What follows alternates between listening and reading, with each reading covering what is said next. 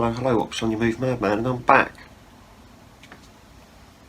Today is not going to be very exciting because I know a lot of people, including myself, didn't really enjoy this film that much when it was in the cinema. I'm pretty sure no one bought it when it came out. I mean, I only just bought it because it was really cheap.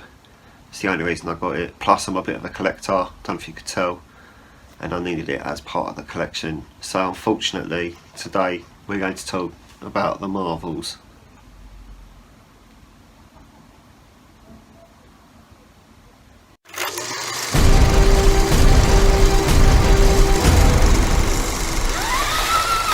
Yeah, like I say, I got this on offer. It cost me like $9.99, so I was like, do you know what? I might as well just get it so my collection can be complete again. Not one of the best MCU films that I've seen, but it does come with this slipcover, so that's probably the best thing about the whole thing. So let's take that off. There's the back cover, if any of you care. And let's take the plastic off.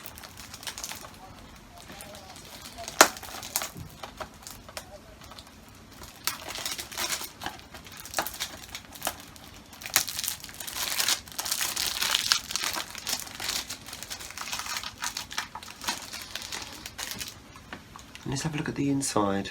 Bloody hell. So you've got a bunch of cats on the 4K disc there, and then you've got the front cover on the Blu-ray there, although that probably would have looked better on the 4K disc instead of fucking cats. But still, we won't go there.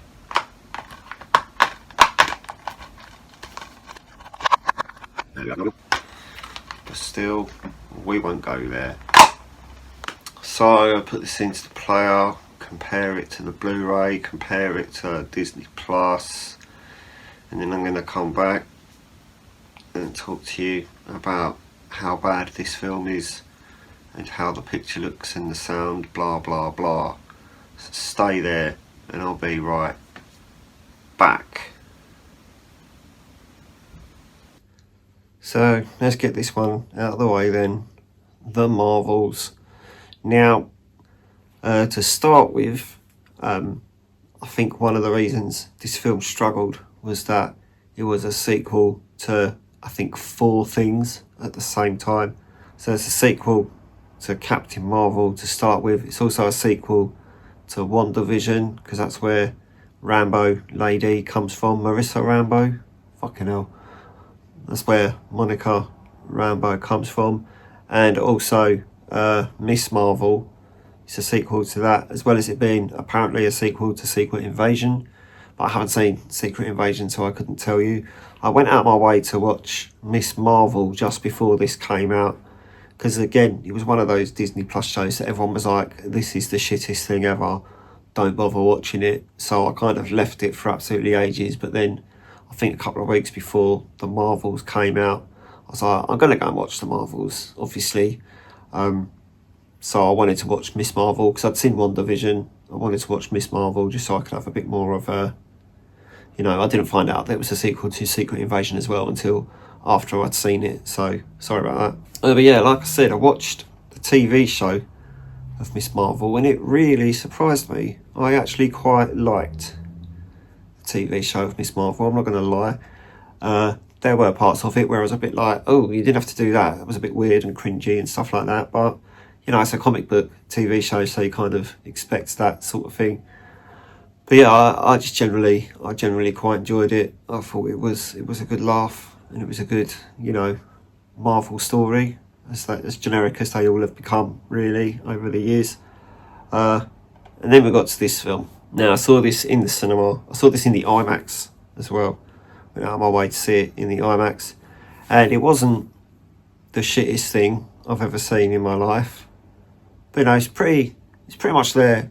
It's pretty much there. I'll put it down there with like Madame Web and Aquaman 2. That's quite how bad this was. There was so much of it where it felt like they'd written 5 stories and then just taken little bits out of each one and stuffed it into a film that was 100 minutes long. That's why it's 100 minutes long, this film. And probably about 10 minutes of that is the end credits. So a little bit of negativity there. The story itself was all over the place. I loved the idea where they did this thing where every time they used their powers, they swapped bodies and stuff like that. That was a really good idea. That was really well done in this, and the way that they work out how to stop it and things like that. They got to work together and all this sort of thing. That was fine. I was okay with that. That was all right. It was just the rest of it.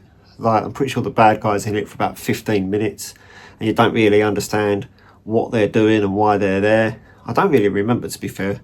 I've only seen it once, and that was in the IMAX. So it wasn't the craziest, best experience I've ever had watching a Marvel film.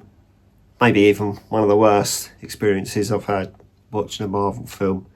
And the MCU has started to drop a lot recently, and this is one of the reasons it started to drop a lot recently. If they could have made this 20-25 minutes longer, maybe even half an hour longer, and just given the story a bit more depth, given the characters a bit more space to breathe. But it was just too much in such a short space of time. They were trying to do too many things all at once, which was the problem.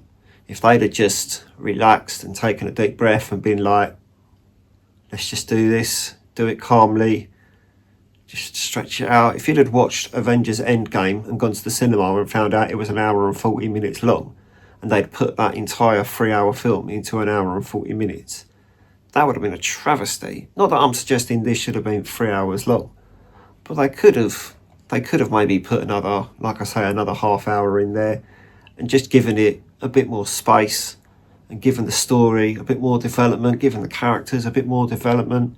But there was a lot of it where I was just a bit like, I feel like this is a comedy rather than an actual action-filled Marvel film. And all that stupid stuff they did with the cats as well. I was just like, all right, you did this joke in the first one, first Captain Marvel. I mean, they did the joke with the cat, and that was quite funny, sort of, in the first one, until they did it about 3 times, and you were just like, oh, okay, you've done that joke, you don't have to keep doing it. So they thought, oh, do you know what we'll do? We'll bring it back in this one, but we'll have like 1 million cats all doing it. And it was just like, I don't know, it frustrated me a little bit. 4K wise, it looks good. Compared it to Disney Plus, it looks good compared to Disney Plus. They both look good, to be fair. Obviously in Disney Plus you've got the IMAX enhanced scenes as well, so you've got that added excitement to it which you don't get on the 4K Blu-ray. But like I've said in a lot of videos recently, it's a new film, it's newly shot, so it's not going to look that much better than the Blu-ray anyway. If you've actually gone out of your way to buy this, one of the only reasons I actually did get this was so that I could have it as part of my collection.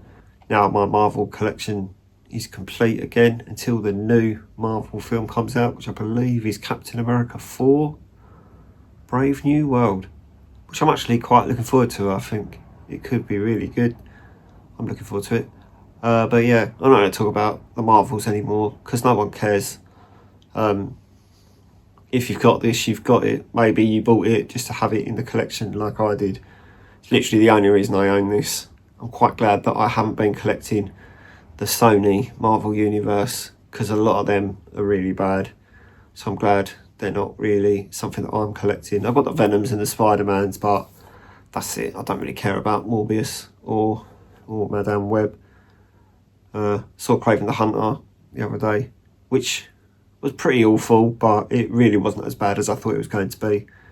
But we'll cover that. I will get that, so we'll cover that when I get that. But that's enough of the Marvels. That's me done for the day. Feel free to click on the link in the description so you can buy my book. I would really appreciate the support for that. But I'm going to go now, so if you could like this video and subscribe to the channel if you haven't already, and I'm going to fuck off. Okay? Goodbye.